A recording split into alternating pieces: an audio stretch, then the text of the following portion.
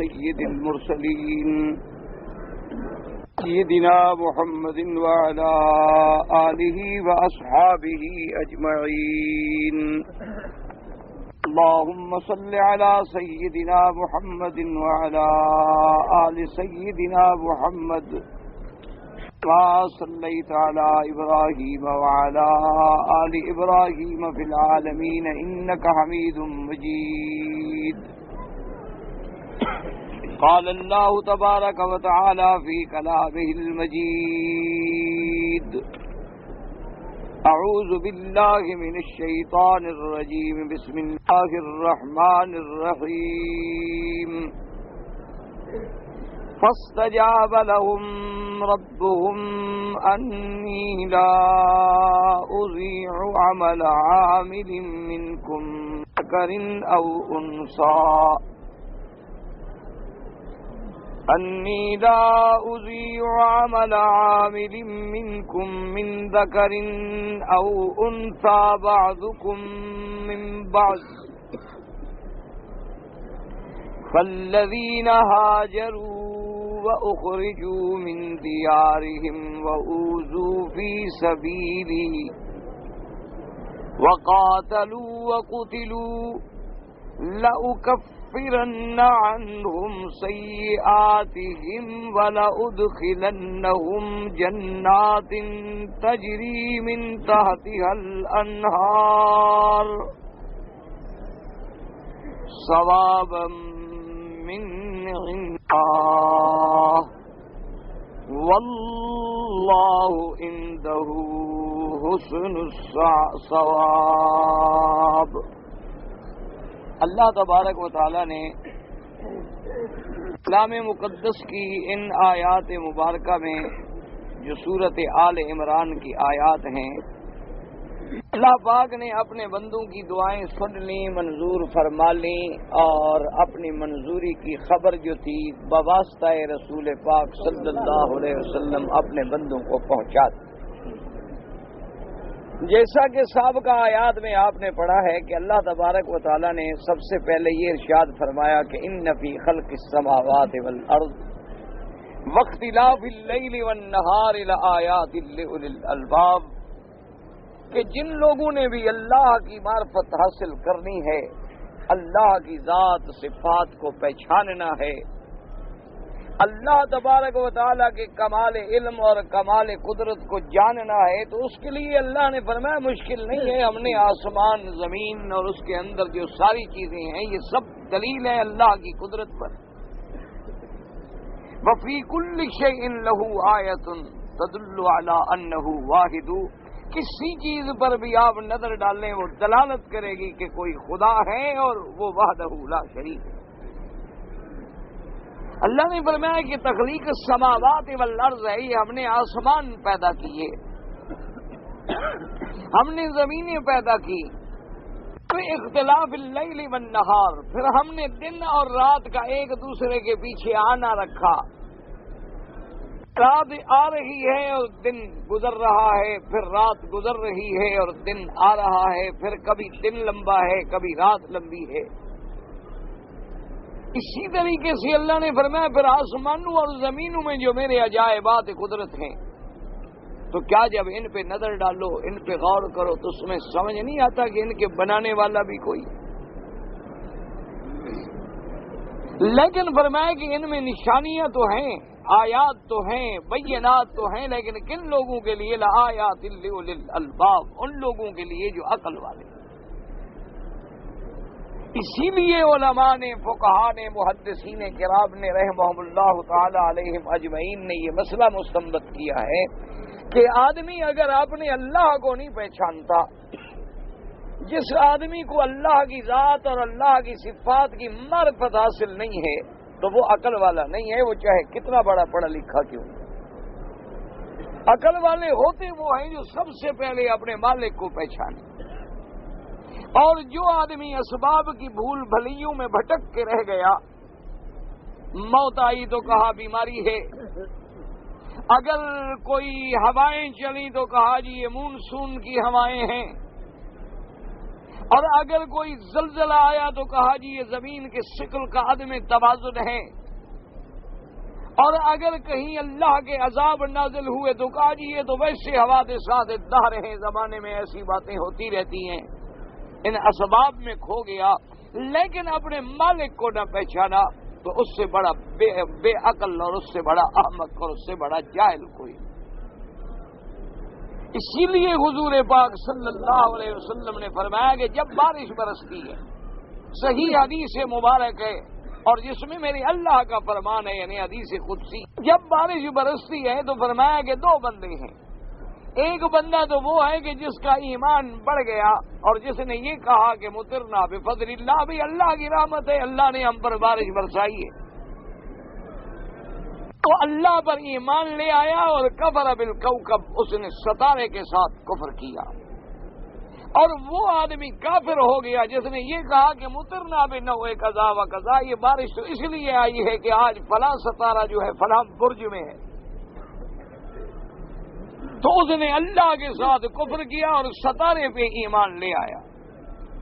اگر وہ صاحب عقل ہوتا تو سمجھ لیتا کہ چلو ان ستاروں کا خالق کون ہے، ان چاند تاروں کا خالق کون ہے، ان ثوابت و سیارات کا خالق کون ہے۔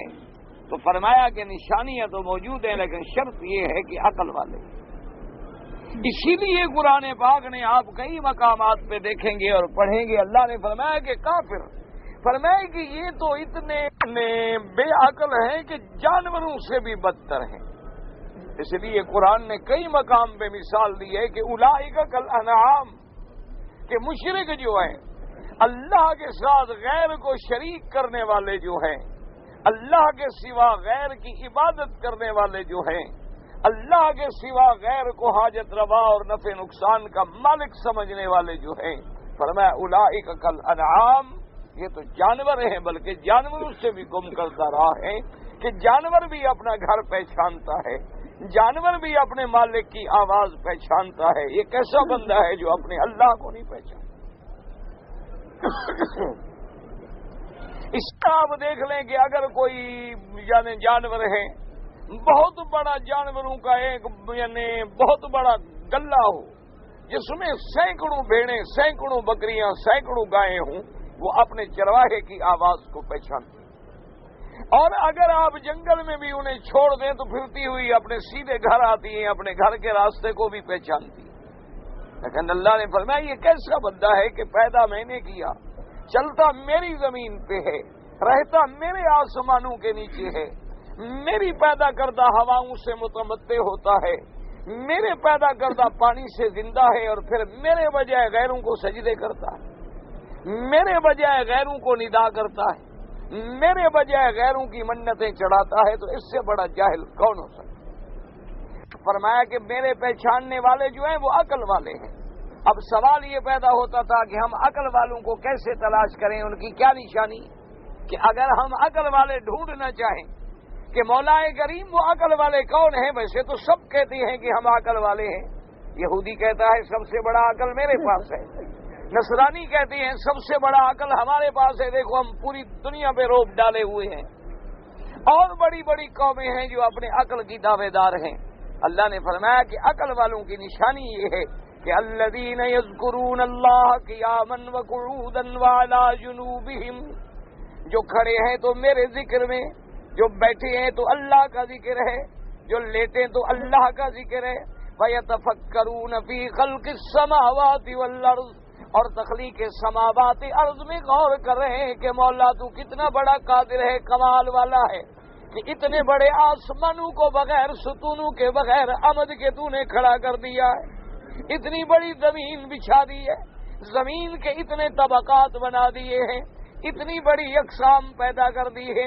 وَيَتَفَكَّرُونَ فِي خَلْقِ السَّمَاوَاتِ وَالْأَرْضِ، اور یہ تفکر کرنے کے بعد کیا کہتے ہیں؟ ربنا ما خلقت هذا باطلا، مولا یہ کارخانہ تو نے ایسے تو نہیں بنایا، لازم بات ہے کہ اس کے بعد کوئی آنے والا جہان ہے، یہ دار الابتلاء ہے، یہ دار الامتحان ہے، اور آگے جو ہے وہ دار الجزا ہے۔ تو مانا کیا ہے کہ عقل والوں کو ڈھونڈنا ہو تو کیسے پتہ چلے گا؟ دیکھو گے تو کبھی وہ نماز میں ہیں، کبھی وہ تلاوت کلام پاک میں ہیں، کبھی وہ اللہ کے ذکر میں ہیں، کبھی اللہ کی نعمتوں اور آلہ کی فکر میں ہیں، اور کبھی اپنے اللہ سے معافی مانگ رہے ہیں کہ مولا ہمیں جہنم کے عذاب سے نجات دے۔ تو اللہ نے نشانیاں بھی بتلا دی، اور کیا کہتے ہیں؟ سبحانک فقنا عذاب النار، پاک ہے تیری ذات، تمام صفات نقصان سے پاک ہے، شرک شریکوں سے پاک ہے، ظلم سے پاک ہے۔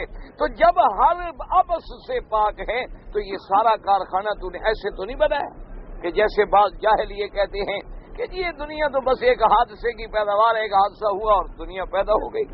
اس سے بڑا جاہل کون ہو سکتا ہے کہ بھئی آپ کے گھر میں بھی کبھی ایسا حادثہ آیا ہے کہ ایک بھونچال آ جائے، ایک زلزلہ آ جائے، لیکن جب آپ جائیں تو کرسیاں اپنی جگہ پہ ہوں اور میزیں اپنی جگہ پہ ہوں اور آپ کے تمام کمرے آراستہ ہو جائیں؟ ایسا حادثہ کبھی ایک چھوٹے سے کمرے میں بھی آپ نے دیکھا ہے کہ پوری کائنات بس ایک حادثے سے پیدا ہو گئی؟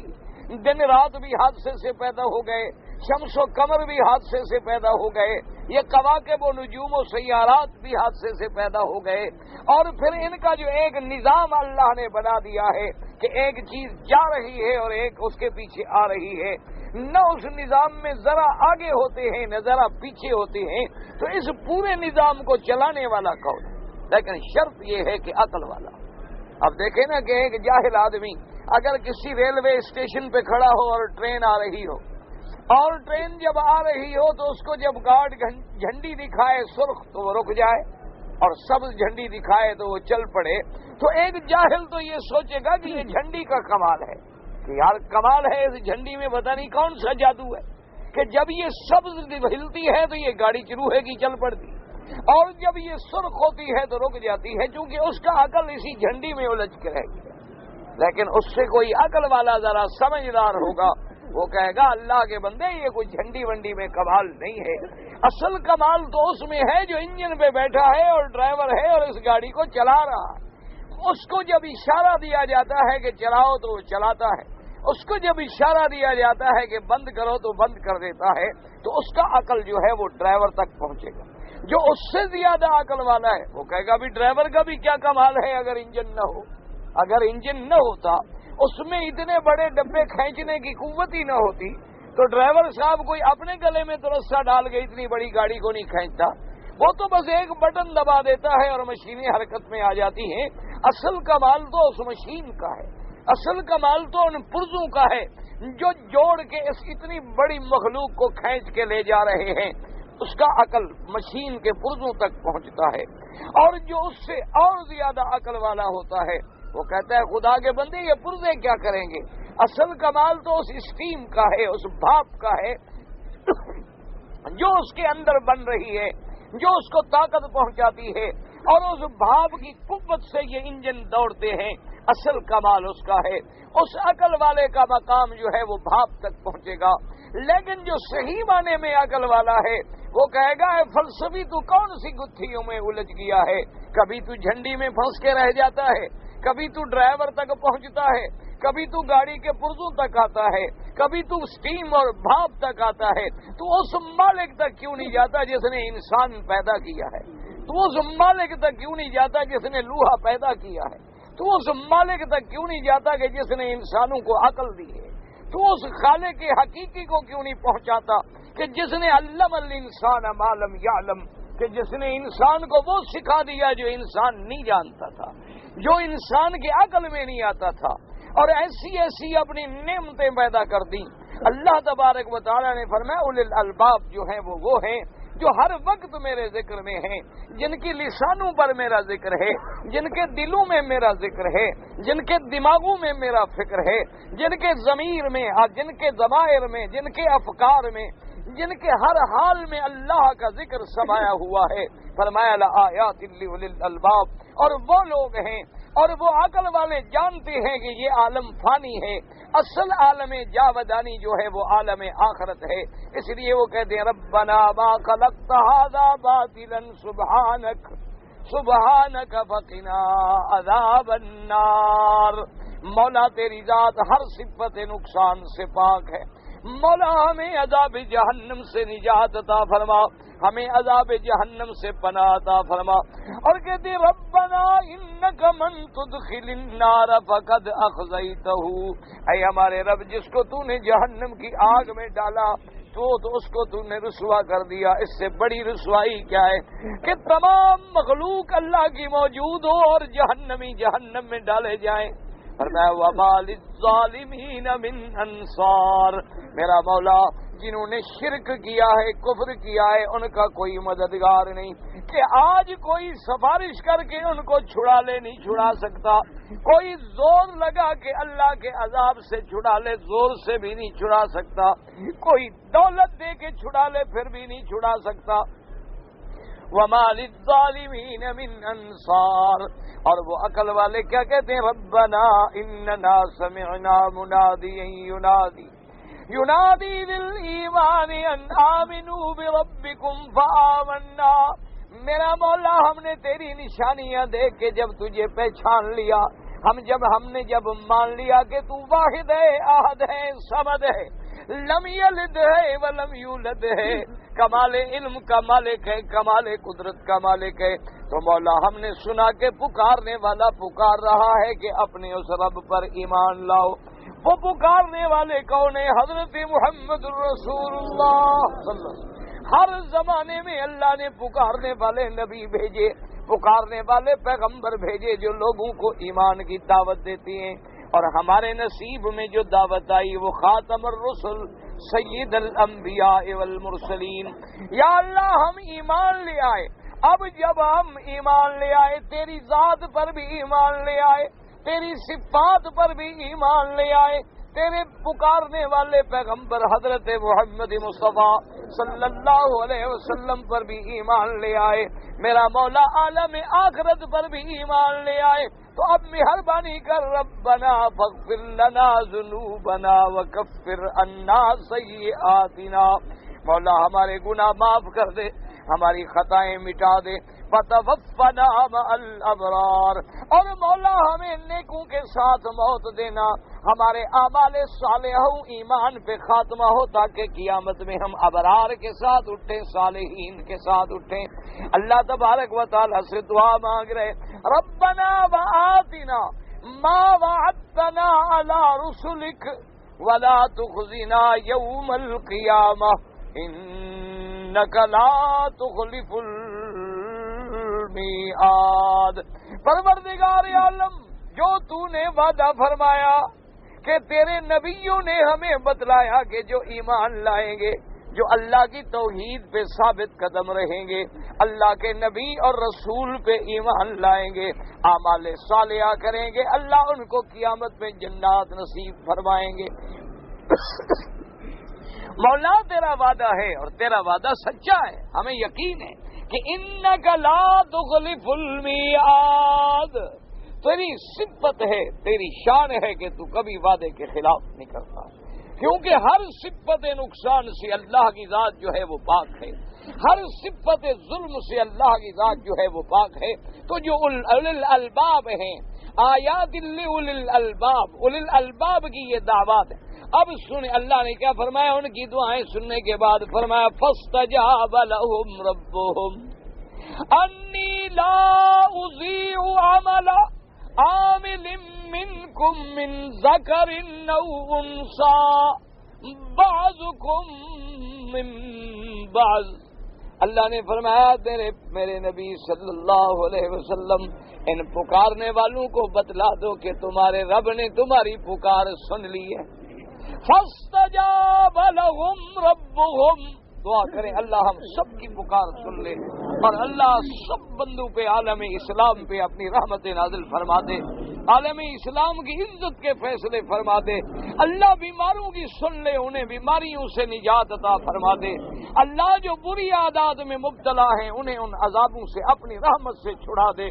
اللہ فرما دی فاستجاب لهم ربهم، اللہ نے ان کی سن لی اور کیا فرمایا انی لا اضیع عمل عامل منکم من ذکر او انثی بعضکم من بعض۔ اللہ نے فرمایا میرے بندو میں نے تمہاری پکار سن لی ہے اور میں کسی عمل کرنے والے کا عمل کبھی ضائع نہیں کرتا کہ میرا بندہ عمل کرے اور میں بدلہ نہ دوں، کبھی ایسا نہیں۔ کیوں؟ وَمَن يَعْمَلْ مِثْقَالَ ذَرَّةٍ خَيْرًا يَرَهُ، اگر ذرے کے برابر بھی اچھا عمل کرے گا میرا بندہ تو دیکھے گا، اور برا کرے گا تب بھی دیکھے گا۔ فرمایا میں کسی کا عمل کرنے والے کا عمل ضائع نہیں کرتا، کسی محنت کرنے والے کی محنت ضائع نہیں کرتا، چاہے وہ عمل کرنے والا مرد ہو یا عورت ہو۔ یہ نہیں کہ تم نماز پڑھو تو ثواب ملے اور عورت پڑھے تو ثواب نہ ملے، نہ، خبردار۔ سمجھ لیں اسلام نے عورت کو اتنی عزت دی ہے، اتنی عظمت دی ہے کہ اگر حج مرد پہ فرض ہے عورت پہ بھی فرض ہے، نماز ہے مرد پہ بھی عورت پہ بھی، زکوٰۃ ہے، صدقات ہے، خیرات ہے، نفقات ہے، صلہ رحمی ہے، حسن معاشرت ہے، ہر نعمت میں اللہ نے عورت کو مرد کے برابر شریک کیا۔ فرمایا ان المسلمین والمسلمات والمؤمنین والمؤمنات، اللہ نے فرمایا مسلمان مرد مسلمان عورتیں، ایمان والے مرد ایمان والی عورتیں، عبادت کرنے والے مرد عبادت کرنے والی عورتیں، صبر کرنے والے مرد صبر کرنے والی عورتیں، روزہ رکھنے والے مرد روزہ رکھنے والی عورتیں، ہر بات میں اللہ نے عورت کو بھی اجر دیا، ثواب دیا، مصوبت دی۔ اگر تم یہاں خیرات کرو جو تمہیں ثواب ملے وہ عورت کو ثواب ملے، جو تم نماز پڑھو جو تمہیں ثواب ملے وہ عورت کو ثواب ملے۔ ایمان کے بعد تم جنت میں جاؤ عورت بھی جنت میں جائے، فرق صرف یہ ہے کہ اللہ نے دنیا کے نظام میں عورت کو مرد کی حاکمیت کے نیچے رکھا ہے تاکہ گھر کا نظام، معاشرے کا نظام، داخلی نظام جو ہے وہ کسی ٹوٹ پھوٹ کا شکار نہ ہو جائے۔ اللہ نے نظام بنا دیا ہے، ایک داخلی نظام ہے، ایک خارجی نظام ہے۔ فرمایا ثواب تو دونوں کو دوں گا لیکن مرد امام بن سکتا ہے، عورت امام نہیں بن سکتی۔ مرد نبی بن سکتا ہے، عورت نبی نہیں بن سکتی۔ مرد خلیفہ بن سکتا ہے، عورت خلیفہ نہیں بن سکتی۔ ورنہ ایمان سے کہیں میرے مدنی سرکار کے بعد صلی اللہ علیہ وسلم آپ کو اللہ نے عقل دی ہے، الحمدللہ پڑھے لکھے ساتھی ہیں، سب سننے والے الحمدللہ سمجھدار۔ ایمان سے کہیں کہ میرے مدنی سرکار کے بعد اگر کسی کو حق پہنچتا تھا تو سیدہ فاطمہ الزہرا رضی اللہ تعالی عنہا سے کوئی زیادہ قریب تھا میرے مدنی محمد مصطفیٰ۔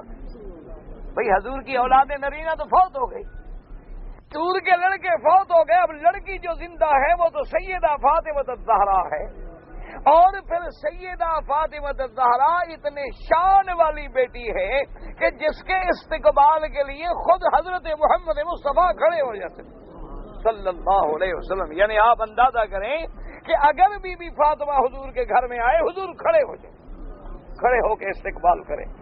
اور بی بی عائشہ صدیقہ رضی اللہ تعالی عنہا فرماتی ہے، کہتی ہے خدا کی قسم ہے واللہ مجھے اس پروردگار کی قسم ہے جس نے مجھے پیدا کیا ہے کہ میں نے بی بی فاطمہ الزہرا کی چال جیسی چال نہیں دیکھی، بولنے جیسا بولنا نہیں دیکھا۔ بی بی عائشہ کہتی ہے خدا کی قسم ہے بی بی فاطمہ کا اٹھنا بیٹھنا بولنا چلنا ایسے ہوتا تھا جیسے محمد مصطفیٰ بول رہے صلی اللہ علیہ وسلم، کیونکہ وہ حضور صلی اللہ علیہ وسلم کی ایک جیتی جاگتی تصویر ہے، حضور صلی اللہ علیہ وسلم کے جگر کا ٹکڑا ہے۔ لیکن اگر عورت کو اسلام خلافت دیتا تو بی بی فاطمہ سے زیادہ کوئی حقدار تھا؟ سوال ہی پیدا نہیں ہوتا۔ لیکن اسلام نے فیصلہ کر دیا کہ جو نظام اللہ نے بنایا ہے اسے کوئی نہیں توڑ سکتا، کہ نماز میں سب برابر ہیں، اجر سب کو ملے گا، لیکن امامت کا حق اللہ نے مرد کو دیا ہے۔ اللہ نے عورت کو نبی کی ماں تو بنایا ہے لیکن نبی نہیں بنایا، نبی کی بیوی تو بنایا ہے لیکن نبی نہیں بنایا، نبی کی بہن تو بنایا ہے لیکن نبی نہیں بنایا۔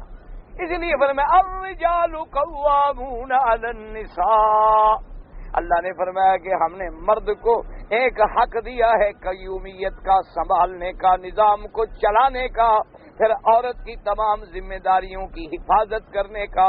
تو اس لیے اللہ نے فرمایا عمل میں ضائع نہیں کرتا، لیکن جو میں نے نظام بنایا ہے میں خالق ہوں، میں مالک ہوں۔ دیکھو نا ایمان سے کہیں یہ اینک ہے، اس کے بنانے والا زیادہ بہتر سمجھتا ہے کہ کون سا پرزہ کہاں لگنا چاہیے۔ میرا عقل کتنا ہو جائے، میں کتنا پڑھا لکھا ہو جاؤں، لیکن میں اس موجد کا مقابلہ نہیں کر سکتا جس نے اس کو ایجاد کیا ہے۔ اسی طرح اللہ جانتے ہیں کہ میں نے جو مخلوق پیدا کی ہے۔ اب دیکھیں جبریل کا کتنا شان ہے کہ اپنی اصلی شکل میں آئے تو میرا مدنی محمد مصطفیٰ بھی بے ہوش ہو جائے۔ کتنا بڑا شان ہے جبریل کا کہ جب جبریل اپنی اصلی حالت میں آیا، حدیث ہے، سیاہ ستہ کی حدیث ہے، فَأُغْمِيَ حضور صلی اللہ علیہ وسلم پہ بے ہوشی آ گئی، فَخَرَّ مَغْشِيًّا حضور صلی اللہ علیہ وسلم زمین پہ بے ہوش ہو گئے۔ اب جبریل علیہ السلام نے جلدی جلدی اپنی شکل بدلی اور قرآن کے ثُمَّ دَنَا فَتَدَلَّىٰ فَكَانَ قَابَ قَوْسَيْنِ أَوْ أَدْنَىٰ۔ اب جبریل اپنی اصلی شکل میں آئے، قریب آئے، حضور کو اٹھایا، کہا انت یا رسول اللہ وانا جبرائیل، کہا حضور آپ اللہ کے رسول ہیں، میں تو خادم ہوں، میں تو جبریل ہوں۔ حضور نے فرمایا جبریل یہ سب تمہارے پر تھے، یعنی اصلی حالت میں آئے تو اللہ کے نبی بے ہوش ہو جائیں، لیکن اللہ نے جبریل کو زمین میں نبی بنا کے نہیں بھیجا، زمین والوں کے لیے رسول بنا کے نہیں بھیجا، میکائیل کو نہیں بھیجا، کیونکہ جہاں جب بندوں کو ہدایت دینی تھی اللہ نے رسول بھی اولاد آدم میں بھیجے۔ 1,24,000 پیغمبر آیا، ولد آدم میں آیا۔ تو اسی طرح خالق مالک جانتا ہے کہ فرشتے کہاں موزون ہیں، جن کہاں موزون ہیں، انسان کہاں موزون ہیں، مرد و عورت کا میں خالق ہوں، کس کام میں مرد موزون ہے، کس کام میں عورت موزون ہے، یہ بنانے والا جانتا ہے اور کوئی نہیں جانتا۔ اس لیے اگر آج مثلا آپ یہ بھی مطالبہ شروع کر دیں کہ چلو جی بچہ عورت جنتی ہے لیکن آج کے بعد مرد جینے گا، آج کے بعد جو ہے اب ڈاکٹر نیا کوئی طریقہ ایجاد کریں گے کہ مرد کے پیٹ میں بچہ ٹھہرے گا تو ہو سکتا ہے کہ نظام عالم کو کیسے آپ توڑ سکتے ہیں جو خالق نے ایک نظام پیدا کیا۔ باقی رہا اجر و مثوبت، اس میں اللہ نے کسی کی کمی نہیں کی۔ اگر مرد عمل کرے گا تو اجر ملے گا، عورت عمل کرے گی تو اجر ملے گا۔ اس لیے فرمایا لا اضیع عمل عامل منکم، میں تم میں سے کسی عمل کرنے والے کے عمل کو ظاہر نہیں کرتا، ذکر او انثی، چاہے وہ مرد ہو یا عورت ہو، کیوں بعضکم من بعض، تم ایک دوسرے ہی میں سے تو ہو، کیوں مرد ہے یا عورت ہے، کہاں ہے مرد؟ آخر کسی عورت سے پیدا ہوا ہے اور عورت آخر کسی مرد کے سبب سے ہی پیدا ہوئی ہے، تو تم ایک دوسرے میں سے تو ہو، کوئی غیر تو نہیں ہو، تم تو ایک ہو، اس لیے ہم کسی کا اجر ضائع نہیں کرتے۔ اور اس کے بعد فرماتے ہیں خصوصی طور پر فالذین ہاجروا واخرجوا من دیارہم وأوذوا فی سبیلی، اللہ نے فرمایا میں تو کسی کا عمل ضائع نہیں کرتا، میں کسی کی محنت ضائع نہیں کرتا، خاص طور پہ ان لوگوں کی محنت جیسے میرے مدنی کے پروانے صحابہ ہیں رضوان اللہ علیہم اجمعین۔ فالذین ہاجروا، جنہوں نے ہجرت کی، جنہوں نے اپنے وطن چھوڑے، اپنے خاندان چھوڑے، اپنے اہل و عیال چھوڑے، کبھی مکہ چھوڑ کے حبشہ جا رہے ہیں، کبھی حبشہ چھوڑ کے مدینہ جا رہے ہیں، گھر چھوڑ دیے، ہاجروا۔ اور دوسری بات، بعض نے تو خود ہجرت کی، وَأُخْرِجُوا مِن دِيَارِهِمْ، اور بعض ایسے مظلوم ہیں جن کو ان کے گھروں سے نکالا گیا، گھر چھین لیے کافروں نے، ظلم کر کے مجبور کر دیا کہ وطن سے نکلیں، گھر سے نکلیں۔ وَأُوذُوا فِي سَبِيلِي، اور میرے راستے میں ان کو ایذائیں دی گئی، کبھی انگاروں پہ لٹایا گیا، کبھی پھانسی پہ چڑھایا گیا، کبھی ان کے راستے میں کانٹے بچھائے گئے، کبھی ان کے بدن پہ کوڑے برسائے گئے، لیکن وہ اللہ کے ایمان پہ ثابت قدم رہے۔ فرمایا وَأُوذُوا فِي سَبِيلِي وَقَاتَلُوا وَقُتِلُوا، اور کبھی ایسا وقت بھی آیا کہ دشمن کے مقابلے پہ وہ سب پارا ہو گئے، اللہ کے راستے میں جہاد کر رہے ہیں، اور جہاد کرتے کرتے وہ شہید ہو گئے، اللہ کے راستے میں انہوں نے اپنی جان کے نذرانے پیش کر دیے۔ قاتلوا وقتلوا لأكفرن عنهم سيئاتهم وَلَأُدْخِلَنَّهُمْ جَنَّاتٍ تَجْرِي مِن تَحْتِهِمُ الْأَنْهَارُ، اللہ نے فرمایا پھر ایسے ایمان والوں کو میں کیا بدلہ دوں گا؟ سب سے پہلی بات تو یہ ہے کہ ان کے گناہ مٹا ڈالوں گا، ان کی خطائیں معاف کر ڈالوں گا، ان پہ جتنے گناہوں کے بوجھ ہیں سب مٹا دوں گا۔ لیکن یاد رکھیں حدیث پاک قرآن کی تشریح کرتی ہے اللہ تبارک و تعالی شہید کے تمام گناہ معاف ہو جاتے ہیں، اسلام لانے کے بعد تمام گناہ معاف ہو جاتے ہیں، ہجرت کرنے کے بعد تمام گناہ معاف ہو جاتے ہیں، صحیح معنی میں حج ادا کرنے سے تمام گناہ معاف ہو جاتے ہیں، لیکن بندوں کے حقوق معاف نہیں ہوتے۔ یاد رکھیں یعنی جو حقوق، ایک حقوق ہے اللہ کے ہم پر اور ایک حقوق ہے انسانوں کا ہم پر۔ اللہ اپنے بندوں کا حق معاف نہیں کرتا۔ کیا مانا میں نے کسی کا 1 لاکھ قرضہ دینا ہے، میں 1 لاکھ حج بھی پڑھوں تو وہ قرضہ معاف نہیں ہو۔ اسی لیے میرے آقا سرکار مدینہ صلی اللہ علیہ وسلم اپنے ابتدائے زمانے میں جب کوئی میت آتی تو حضور پوچھتے کہ حل ترک دینا، اے وارثو بتاؤ اس نے کوئی مال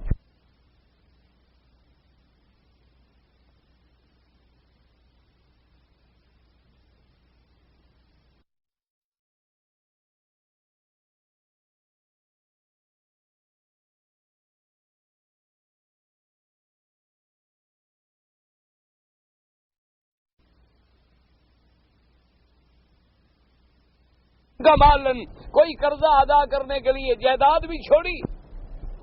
تو اگر کہتے کہ قرضہ نہیں چھوڑا الحمدللہ، کہتے جی ہاں مقروض ہے لیکن جائیداد بھی ہے تو کہتے قرضہ ادا کرو۔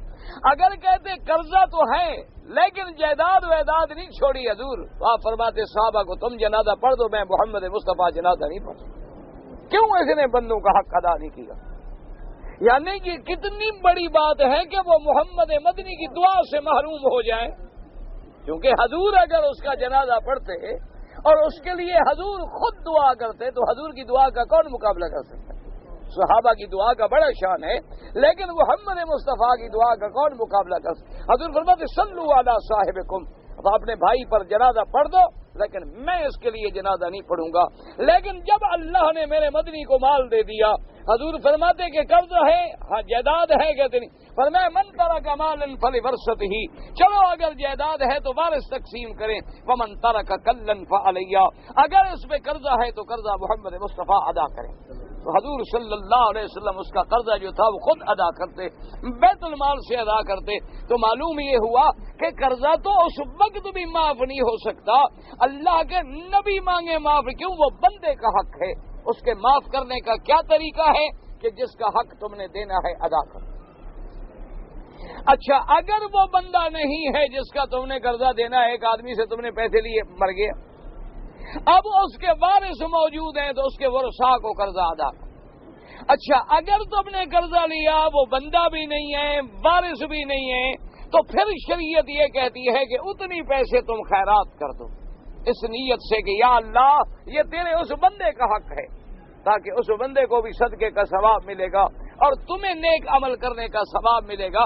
کسی شکل میں قرض جو ہے وہ معاف نہیں ہوتا جب تک کہ انسان، اچھا کسی بندے کو تم نے مارا ہے وہ بھی اس کا حق ہے، کسی بندے کو تم نے ستایا ہے وہ بھی اس کا حق ہے، کسی بندے کو تم نے نقصان پہنچایا ہے وہ بھی اس کا حق ہے، کسی بندے پہ تو نے ناجائز تہمت لگائی ہے وہ بھی اس کا حق ہے، کسی بندے پہ تو نے بہتان باندھا ہے وہ بھی اس کا حق ہے۔ یا تو اس سے معاف کراؤ یا جا کے معافی لو، ورنہ وہ معاف نہیں ہوتا۔ اللہ اپنے حقوق جو ہیں وہ توبہ سے معاف کر دیتے ہیں، وہ اسلام سے معاف کر دیتے ہیں، وہ ہجرت سے معاف کر دیتے ہیں، وہ حج سے معاف کر دیتے ہیں۔ اسی میں لَأُكَفِّرَنَّ عَنْهُمْ سیئاتہم، پہلا بدلہ تو ہم یہ دیں گے کہ ان کے گناہوں کو مٹا دیں گے، اور اس کے بعد وَلَأُدْخِلَنَّهُمْ جَنَّاتٍ، اور ہم ان کو ایسے باغوں میں داخل کریں گے قیامت والے دن، تجری من تحتها الانہار، ایسے باغ ہوں گے جن کے نیچے سے نہریں بہتی ہوں گی۔ اور یہ دنیا میں آپ دیکھ رہے ہیں کہ اوپر محلیں، نیچے نہریں ہیں، اوپر سمندر ہے اور نیچے راستے ہیں۔ اگر یہ بندے بنا سکتے ہیں تو اللہ کے آگے کون سی مشکل ہے؟ جنات تجری من تحتها الانہار، اور یہ کیوں ملیں گے؟ ثوابا من عند اللہ، یہ اللہ تبارک و تعالیٰ کی طرف سے ان کے کیے کا ثواب ہوگا، ان کے لیے جزا ہوگی، ان کے لیے بدلہ ہوگا۔ واللہ عندہ حسن الثواب، اور اللہ ہی کی ذات ہے جس کے پاس سب سے بہتر بدلے ہیں جو عطا فرماتے۔ اور وہ بدلے کیسے ہوں گے؟ فرما دیا کہ کبھی تو عامل عمل کرے گا، من جاء بالحسنۃ فلہ عشر امثالھا، ایک نیکی کرے گا تو میں 10 گنا دوں گا۔ اس لیے حدیث پاک میں آتا ہے جب معراج والی رات میرے مدنی پاک میں 50 نمازیں فرض ہوئیں، حضور نے معافی مانگی 45، پھر معافی مانگی، پھر معافی مانگی، پھر معافی مانگی، آخر میں اللہ نے فرمایا کہ آپ کی امت پہ اب 5 نمازیں 24 گھنٹے میں فرض ہیں۔ اور ساتھ یہ بھی فرما دیا کہ میرے نبی صلی اللہ علیہ وسلم محمد عربی لا یبدل القول لدی، میرا قول، میرا فرمان، میرا حکم کبھی تبدیل نہیں ہوتا۔ ہم نے حکم دیا تھا 50 کا، آپ نے معافی مانگی، آپ کی امت پہ ہم نے معاف کر کے 5 نمازیں باقی رکھی، لیکن امت پڑھے گی 5، ہم لکھیں گے 50، اس لیے کہ ایک عمل کا 10 گنا ہم اجر عطا فرمائیں گے، ایک پڑھیں گے اور ہم 50 لکھیں گے۔ اور پھر اس کے بعد فرمایا کبھی ہم راضی ہو جائیں 700 ضعف، 700 گنے تک بھی ہم ثواب دیتے ہیں۔ اور فرمایا کبھی میں راضی ہو جاؤں تو اللہ کے حرم میں آگے نیکی کرو تو 1 کا لاکھ بھی دیتا ہوں۔ اور فرمایا کبھی میں راضی ہو جاؤں 1 رات عبادت کرو تو 1000 مہینے کے برابر بنا دیتا ہوں۔ جیسے فرمایا کہ لیلۃ القدر کی 1 رات جو ہے خیر من 1000 شہر، ہم ایسا بدلہ دیتے ہیں۔ اور پھر شرط یہ ہے دیتے کس کو ہیں؟ ایمان والوں، اور ایسا بدلہ دیتی ہیں کہ وہ تصور بھی نہیں کر سکتا۔ اور تم نے دنیا میں کتنی عمل کیا ہے؟ چلو مثال کے طور پر اگر ایک آدمی کی عمر 100 سال ہے، 100 سال کی عمر میں پہلے 10-12 سال تو آپ بالکل بچے تھے، چھوٹے تھے، بالغ نہیں ہوئے، 20-15 سال میں جا کے بالغ ہوا، تو باقی کتنے بچ گئے؟ 85 سال۔ 85 سال کی عمر میں آپ آدھا نیند کرتے رہے اور آدھے آپ جاگے ہیں، راتیں آپ کی نیند میں گزر گئیں، باقی تو دن ملا نا آپ کو کام کا۔ اس میں پھر آپ نے اپنی تعلیم بھی حاصل کی، کاروبار بھی کیا، بیوی، بچے، اہل عیال، دوست، احباب، تفریح، سیر، سیاحت، یہ سارا وقت نکال کے دیکھیں کہ اللہ کو تم نے کتنا وقت دیا۔ کبھی بیٹھ کے حساب کرو کہ تم نے خدا کو اپنا کتنا وقت دیا ہے۔ اللہ نے جو تمہیں 100 سال کی زندگی دی تھی، اس 100 سال کی زندگی میں کتنی ٹائم ہے جو تم نے خالص اللہ کو دیا ہے۔ لیکن اللہ فرماتا ہے میں جو بدلہ دوں گا ایسی جنت میں بھیجوں گا کہ جس میں سے پھر کبھی نکلنا ہی نہیں، ایسی زندگی دوں گا جس کے بعد موت ہی نہیں، اور ایسی نعمت دوں گا جس کے بعد فنا ہی نہیں۔ اور پھر سب سے بڑی نعمت یہ ہوگی، صحیح حدیث مبارک میں آتا ہے کہ جب مومن جنت میں اللہ کی رحمت سے چلے جائیں گے، جنت والے جنت میں چلے گئے، بیٹھ گئے، سیٹ ہو گئے، اب اللہ تبارک و تعالی خود اہل جنت پہ سلام فرمائیں گے۔ اس سے بڑی کوئی رحمت ہو سکتی؟ پہلے ملائکہ سلام کہتے تھے، کبھی مومن پہ سلام کہتا تھا، ایک وقت آیا کہ اللہ کی طرف سے سلامتی ہو، اور اس کے بعد اللہ فرمائیں گے میرے بندے مانگو، کیا مانگتے ہو، کیا چیز چاہیے؟ اللہ میاں اس کے بعد بھی کوئی چیز رہ گئی ہے؟ اتنی بڑی نعمتیں ہیں کہ ہمارے تو عقل میں بھی نہیں آ سکتی ہے مولا، ہم تو سوچ بھی نہیں سکتے ہیں۔ اور ہم نے تو ایک محدود زندگی میں عمل کیا تھا، محدود وقت میں عمل کیا تھا، اور تو نے ہمیں لامحدود نعمتیں دی ہیں۔ ہم نے تو ایک معین وقت میں عمل کیا تھا اور تو نے ہمیں اتنی نعمتیں دی ہیں۔ مولا اتنی نعمتوں کے بعد کوئی چیز بچ گئی ہے کہ ہم مانگیں؟ کون سی ایسی نعمت ہے جو ہمیں نہیں ملی؟ اللہ تبارک و تعالیٰ فرمائیں گے اے جنت والو میرے بندو، آج میں تم پر ایسی نعمت دیتا ہوں جو پہلے تم کو نہیں ملی۔ جنت والے حیران ہو جائیں گے، پتہ نہیں ایسی کون سی نعمت ہے بھائی؟ ہر نعمت تو ہمارے پاس ہے، محل ہے، مکان ہے، خادم ہے، رضوان ہے، حور ہے، بیوی ہیں، بچے ہیں، اور پھر یہ ہے کہ ہر چیز ہمارے تابع ہے کہ ہم اشارہ کرتے ہیں آ جاتی ہے۔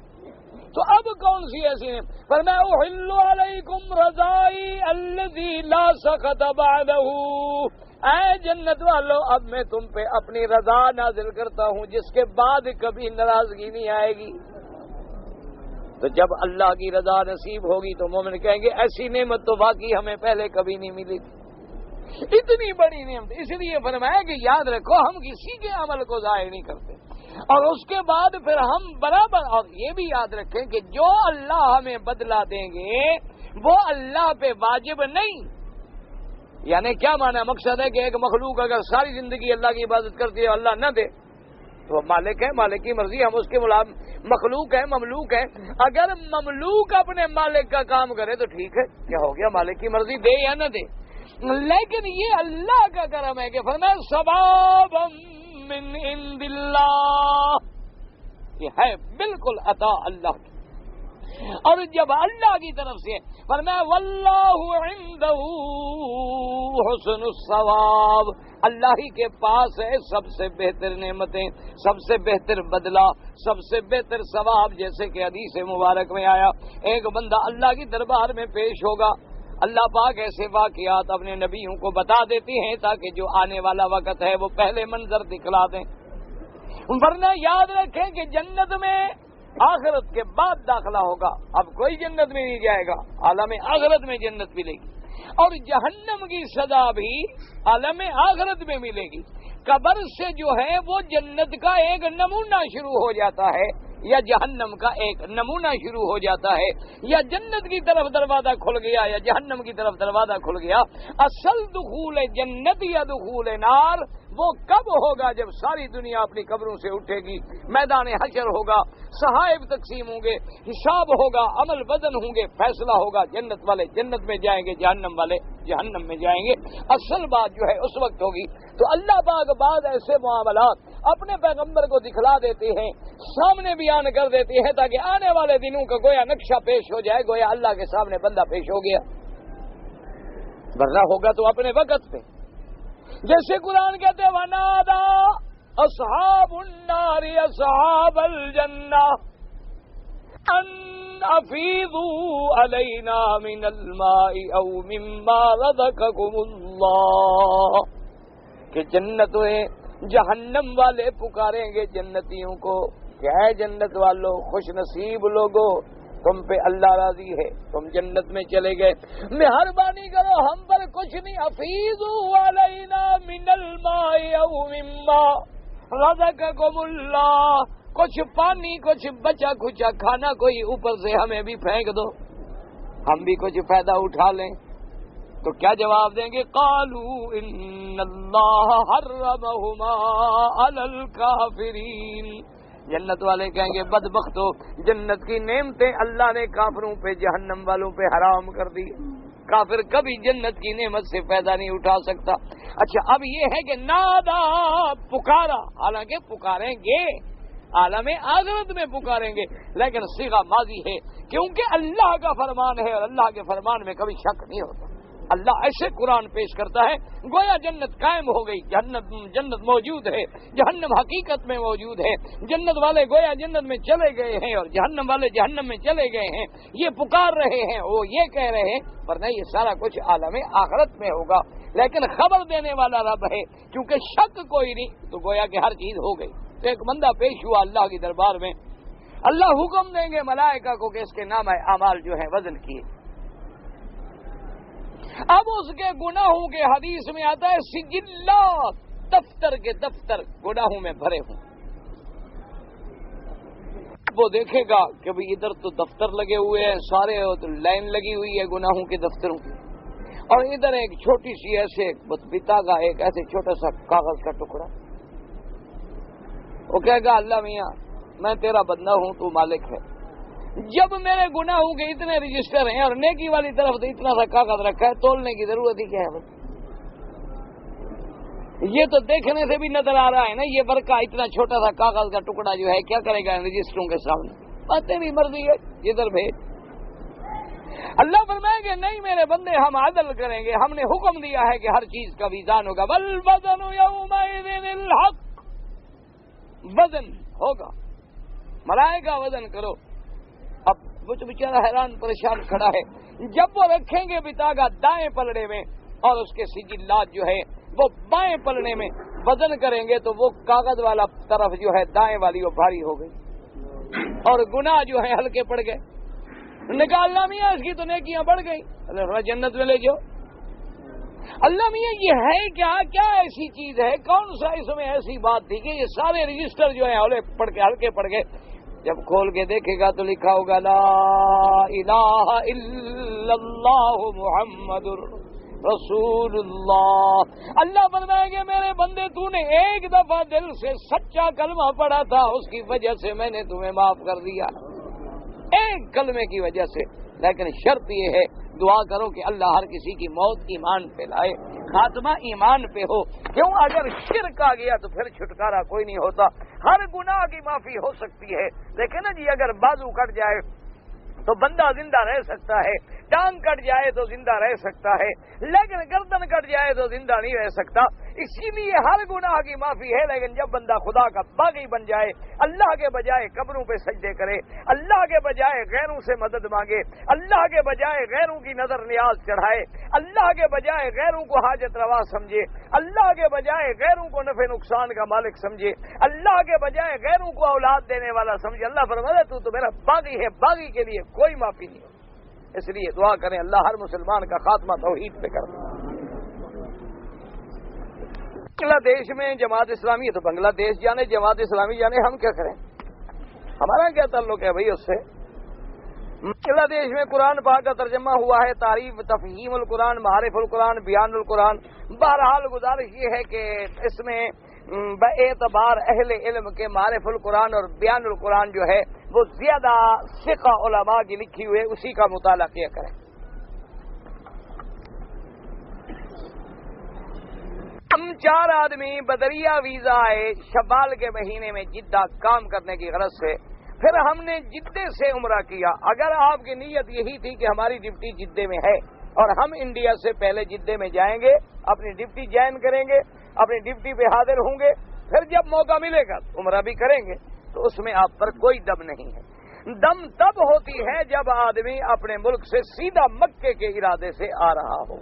اگر مدینے کے ارادے سے آئے، طائف کے ارادے سے آئے، جدے کے ارادے سے آئے، جموم کے ارادے سے آئے، کسی اور جگہ کوئی دم نہیں، کوئی احرام باندھنا ضروری نہیں۔ ہمارے ملک میں فرض نماز کے بعد ہاتھ اٹھا کے دعا مانگتے ہیں، حضور پاک دعا مانگتے تھے لیکن ہاتھ نہیں اٹھاتے تھے۔ میت کو دفن کرنے کے بعد قبر پہ دعا مانگنا بالکل سنت ہے، مانگنی چاہیے۔ اکبر 7 ریال پڑے تھے، میں نے اٹھائے اور غریب کو دے دیے، بالکل ٹھیک ہے۔ جنازے کی رکعتوں میں ہاتھ اٹھائیں، احناف جو ہیں وہ ہاتھ نہ اٹھائیں، اور بعض حضرات ائمہ کے نزدیک جیسے احمد ابن حنبل رحمۃ اللہ علیہ یا امام شافعی کے نزدیک ہاتھ اٹھائے جاتے ہیں۔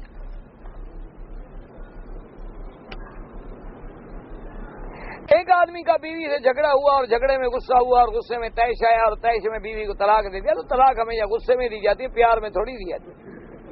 کبھی کسی نے اپنی بیوی سے کہا کہ آج میری محبت اتنی بڑی ہوئی ہے کہ مہربانی کر کے 1 عدد طلاق کا تحفہ وصول فرمائے اور جائیں؟ کبھی ہوا ایسا؟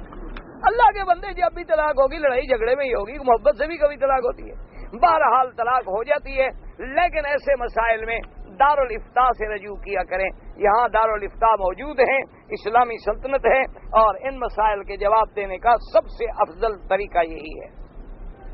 ایک آدمی کو انشورنس کے پیسے بھی لے ہیں، وہ کیا کرے؟ بالکل وہ سود کے پیسے ہیں اور حرام ہیں، اپنے اوپر خرچ نہ کرے اور غریبوں کو دے دے اور ثواب کی نیت بھی نہ کرے۔ یعنی اگر رشتہ داروں میں کوئی غریب ہے اس کو تھوڑا تھوڑا کر کے دے دے۔ یا اسی طرح علماء نے لکھا ہے کہ بعض مسجدیں ہوتی ہیں وہاں لیٹرین نہیں ہے، حمام نہیں ہے، کوئی گندی پانی نکالنے کی نالی والی نہیں ہے، وہ بنوا دے، ایسے حقیر کام کر دے، لیکن ثواب کی نیت نہ کرے۔ ثواب حلال پہ ملتا ہے، حرام پہ نہیں ملتا۔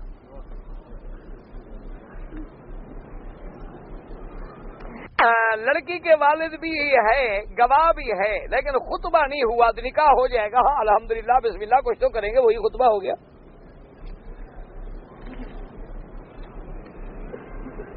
اس نے کہا کہ حضور نور سے پیدا ہوا، اس نے کہا سے تو کچھ نہیں ہوتا، اللہ تو کہتا ہے کہ حضور آدم کے بیٹے ہیں، ہم اللہ کی مانیں یا اس نے کہا کہ مانیں، اب تمہاری مرضی ہے۔ سارے بندے نے کہا کہ انسان ناپاک پانی سے پیدا ہوئے اور حضور پاک جو ہیں وہ پاک پانی سے پیدا ہوئے۔ بہرحال ایسی بحثیں کر کے اپنے ایمان کو بلا وجہ خلجان میں نہ ڈالا کریں۔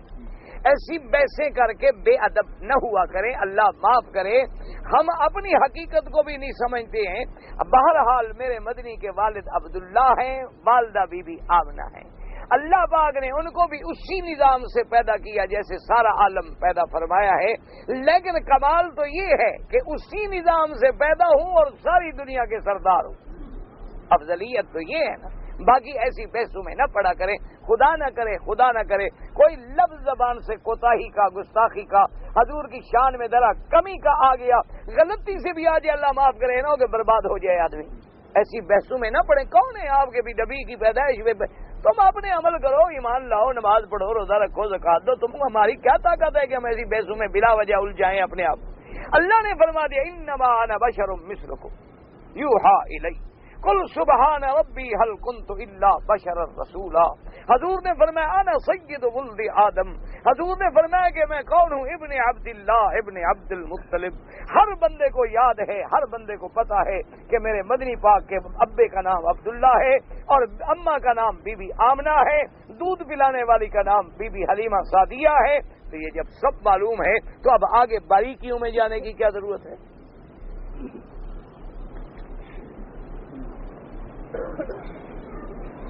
عشقوں کو بقا کے بعد فنا ہے، اس کے بعد بقا ہے۔ پھر ان کا کام کیا ہے؟ ان کا کام جنت میں رہنا ہے۔ بات ختم ہو گئی۔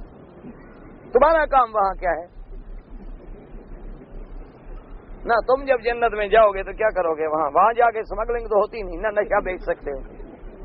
یہ تو یہاں بیچتے ہو نا۔ شرم نہیں آتی مسلمانوں کو کہ عورتیں، ایمان سے کہیں آدمی ڈوب مرے اور کہاں جائے کہ جب عورتیں اپنے لباس میں عورت ہو کر نشے اور مخدرات اور ہیروئن اور کیا کیا بلائیں چھپا کے لائے، پورے ملک کا نام ڈوب جاتا ہے۔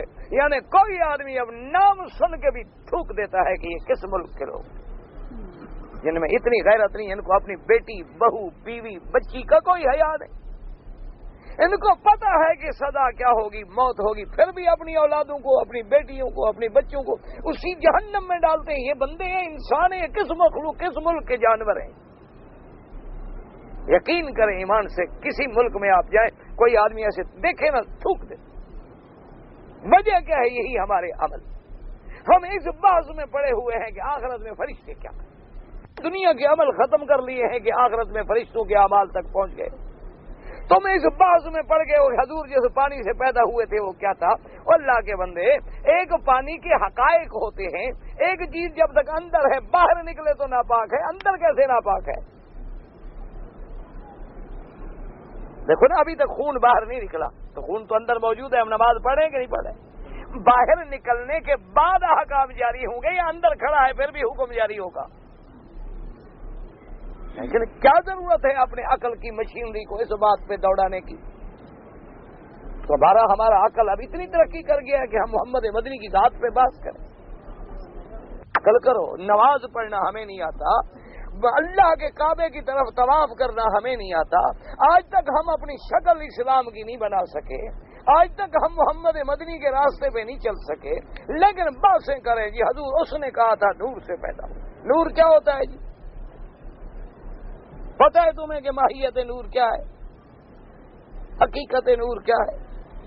جو اللہ نے کہا ہے کہ محمد ابن عبداللہ، محمد ابن عبد المطلب، حضور نے فرمایا انما انا بشر، میں انسان ہوں، انسا کما تنسون اغضب کما تغضبون، میں بھی بھول جاتا ہوں جیسے تم بھول جاتے ہو، مجھے بھی غصہ آ جاتا ہے جیسے تمہیں غصہ آتا ہے۔ اور بلکہ میرے نبی نے اپنے اللہ سے درخواست کی، مولا اگر میں غصے میں آ کر کسی کو بد دعا کر دوں اس پر بھی رحمت کر۔ اس لیے یاد رکھو اپنی حدود میں رہیں۔ پرائمری والے کا کیا تعلق ہے کہ ایم اے کے سوال حل کریں؟ ہم گناہگار بندے ہیں، عاجز بندے ہیں، وہ لفظ سوچیں جس میں ہمارا کم سے کم ایمان تو باقی رہے۔ کہیں ایسے لفظ میں تو نہ آ جائیں کہ ساری زندگی کی محنت بھی ختم۔ مینا، عرفات، مزدلفہ زیارت کے لیے جائیں، احرام باندھنا پڑتا ہے؟ نہیں ہے باندھنا پڑتا، لیکن کیا دیکھنے جائیں گے وہاں؟ کعبۃ اللہ سے عرفات زیادہ شان رکھتا ہے، کعبۃ اللہ سے مزدلفہ اور مینا زیادہ افضل ہے، تو کعبے کو دیکھتے رہو بیٹھ کے۔ بس سیر کرنے جائیں گے نا لوگوں کو کہہ سکیں عرفات دیکھا تھا، مینا دیکھا تھا، شیطان کو بھی ملا تھا. کیا بدبخت لو، پتہ نہیں ہمارے لوگ شیطان کے ساتھ کھڑے ہو کے فوٹو کھینچوا. نہ ہنسنے کی بات ہے، رونے کی بات ہے. ایمان سے کو یہ رونے کا مسئلہ ہے، ہنسنے کا مسئلہ ہے. نہ برادری ہے، شیطان تمہارا بھائی لگتا ہے، کوئی چاچا لگتا ہے، کیا لگتا ہے بھائی؟ اگر پہلے تو وہ شیطان ہی نہیں، وہ جگہ ہے کہ اسی جگہ سیدنا ابراہیم علیہ السلام کو ایک واقعہ پیش ہے. یہ تھوڑا ہے کہ وہاں کوئی شیطان کھڑا ہے. اچھا اگر شیطان کھڑا ہو تو تمہارے جیسا کوئی احمق بھی دنیا میں ہے کہ اس کے ساتھ کھڑے ہو کے یادگار بنواؤ اپنی. شیطان سے آدمی کو دور ہونا چاہیے کہ قریب کھڑے ہو کے فوٹو کھینچوانا چاہیے. ایسی کوئی قوم ہے نا جی ہماری، بس اللہ ہدایت ہے. اچھا جی کہ مصروفیات کی وجہ سے میں آپ کا درس نہیں سن سکتا، صرف جمعہ کے دن حاضر ہوتا ہوں، لہذا جمعہ کے دن اگر ایک ہفتے کا پورا خلاصہ آپ بیان کر دیں، دعا کریں اللہ توفیق دے.